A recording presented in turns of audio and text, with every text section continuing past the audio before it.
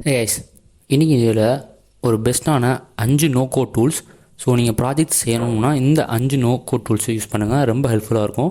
So அந்த 5 no code டூல்ஸோட டிஸ்கிரிப்ஷனையும் நான் டிஸ்கிரிப்ஷனில் கொடுத்துருக்கேன். ஸோ செக் பண்ணி பாருங்கள். ஸோ என்னென்னு பார்ப்பாங்க. ஃபர்ஸ்ட் வந்து Nocode.com, செகண்டாக Nocode.Tech, தேர்டாக webflow.com, ஃபோர்த்தாக software.io, ஃபிஃப்த்தாக bubble.io.